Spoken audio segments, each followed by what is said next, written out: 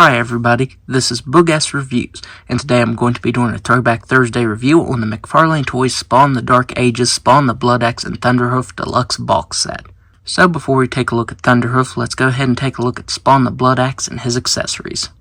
So first up, he comes with this mace, and this is sculpted really well. The wrapping and the wood grain are sculpted really nicely, some nice paint detail to it. I can't tell if this is a real chain or not. It actually has a bunch of black spots on it, so I'm wondering if it's actually fake chain that's painted silver. When I took it out of the package and moved the chain around, I got these black scuffs on it. But I did run some wire up through it, that way it was posable. Originally it just dangled by his hand and I didn't like the way that looked. So I ran some wire up through this, that way I could pose it around, especially when he's on Thunderhoof. And I think that looks much better with some wire ran up through it. And finally he comes with his shield. And this is sculpted so nicely. The texturing to the wood grain right there looks very realistic. I think it's cast in dark brown, has that light brown painted over top of it. You get some gunmetal right here for the front. You get some covering here on the back with some rivets in it. That looks really nice. And there's what the inside looks like. It's sculpted just as nicely as the outside. The one weird thing though is mine is missing this piece right back here. I watched a couple other reviews and they seem to be missing that as well. Mine, I checked the package and everything and mine's not there. So yeah, it is weird that whatever went there, I think it's a loop to put his forearm through. It isn't there, but he can hold it very securely. I did forget to mention that with this mace, it does just fall right back to the same spot in his hands. You can kind of get it to stay if you do that, but eventually it will just fall right back down. So now let's go ahead and take a look at his head sculpt. So this is a very cool head sculpt. This is a slight variation of the regular release of Spawn the Bloodaxe. I think there was actually a variant too, but you get this new helmet, and man, it's sculpted so nicely. All the little details there on the helmet, and that black wash that brings all those details out very nicely, like the texturing here on the horns. That looks phenomenal. The only part that I'd have to complain about is the teeth. I wish there would have been a black wash or something to them, that way you can tell them apart. There's no sort of black wash. All the teeth kind of just meld together because they're all just painted.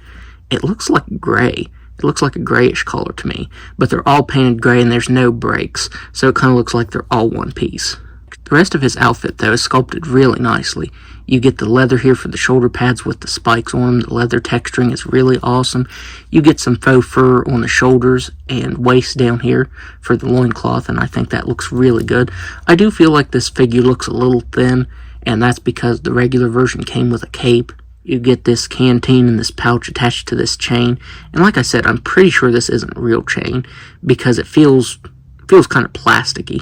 Like I said, I think it's painted chain at that. It's weird that they chose to do that, though. You get that really cool skull right there on the belt. Some really cool texturing and paint variation there.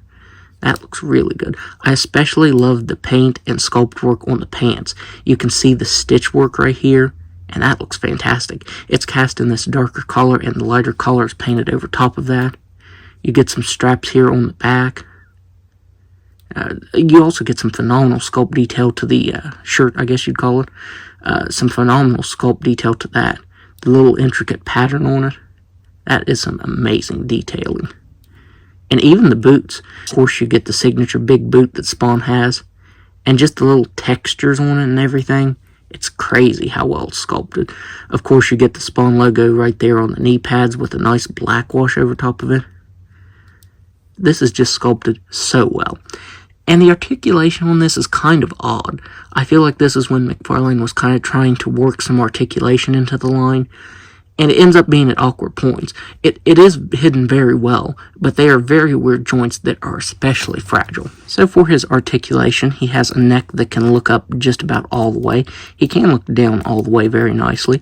He can move his head side to side. He has shoulders that can only move out this far.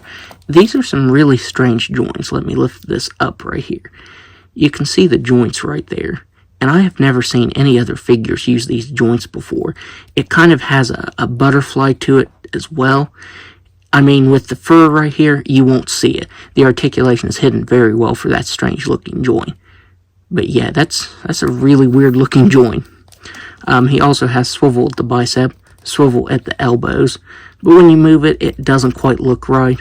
if you move his arm like that. I don't think that looks right, but it does have articulation there. He has a swivel at the wrist. He has a cut right here at his torso, and it barely moves. It really just moves to the left side right there. He has some sort of a waist joint, and it's weird. It feels like the figure's going to fall in half when you move it, but it kind of resets itself. Just like with most of the joints on this figure, it is really strange. He has hips that can do a complete split. He can kick forward very slightly. It feels very fragile, and back just a little bit. He has swivel at the thigh, single jointed knee that can bend in that far, swivel at the boot on the left side, a swivel shin on the right side, and then you get some toe articulation that can move side to side. So now let's take a look at Thunderhoof. So Thunderhoof is sculpted phenomenally. McFarlane Toys really outdid themselves on this. The armor sculpted really well. That bright silver with that bit of dry brushing of black looks very nice. You can see all the rivets as well as the gold paint. You get like a bronzish color up here. Some texturing to the saddle with the leather and the stitch work. That looks really good. You can remove this armor up here. It feels a little funny trying to remove it. You can actually see the head underneath there. The whole horse has dry brushing over top of it. It's like a light gray color. You even get veins sculpted in. There's veins all over it sculpted as well as the fur. So I think that was a very nice touch. It looks really cool with its helmet right there. Man, that looks really awesome. You get the face sculpted right here. That looks very nice. McFarlane Toys really went above and beyond on this. The hoofs even have texturing to them and brown paint looking like it's been walking in dirt. So that looks really cool. The tail is sculpted really nicely, but it uses this really glossy black. And I feel like that's the only part of this that looks off. It definitely should have been a matte collar. But yeah, it's extremely glossy and very rubbery.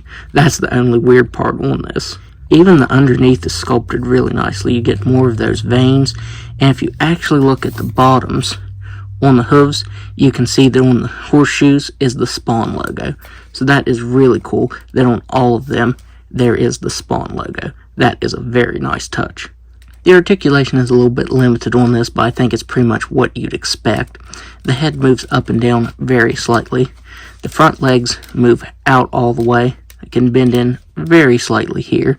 You also get a slight swivel here in the hooves. And on the back, you only get articulation up here that can move forward like that. The back left side doesn't move forward as much. It does move back though. And then the only other articulation is the hooves. And it's a very stiff joint. It feels like I'm going to break trying to move them. So yeah, these back ones don't move quite as good as the front ones. So now let's go ahead and put Spawn the Bloodaxe on top of Thunderhoof. So there is Spawn the Bloodaxe riding Thunderhoof right there, and he looks cool for the most part. The major complaint that I have with this set is that no matter how you post Spawn the Bloodaxe on the horse, no matter how good he looks, you can never get his feet properly in the stirrups, and that's really annoying. If you look at McFarlane's website, the promo pictures show the stirrups in an entirely different position. They're flipped, so instead of being like this, they're like this. But you have to turn this strap right here to do that, and it never stays pegged into the Bloodaxe's foot right here. So that is really annoying, because you can get him in a really good riding pose, but then the stirrups are just doing their own thing right here, or not even sitting the way they should, and that's very annoying. As you can see, trying to get his feet properly in the stirrups throws him off on the horse. He looks really funny like that. You can never have the legs in a proper pose in the stirrups. Even more so on this right side. The foot just barely fits in this stirrup, and it just doesn't really work. So if you're going to pose Spawn the Bloodaxe on Thunderhoof, then you definitely want to just have his legs in front of the stirrups. It does bother me that I can't actually do that, but it looks so much better and more natural than trying to get his feet in them and him looking funny like that. Despite that complaint though, I would still highly recommend picking this up because it is very awesome. It is so insanely detailed that it's not funny. McFarlane Toys really went above and beyond with the sculpt and paint details on these older figures. It looks really good. Like I said, the stirrups do bother me, but as long as you don't actually put the Bloodaxe's feet in the stirrups, then it looks entirely fine and you can get him in a more natural riding pose. So that's my review. If you like this review, be sure to hit the like button and subscribe to my channel. Thanks for watching.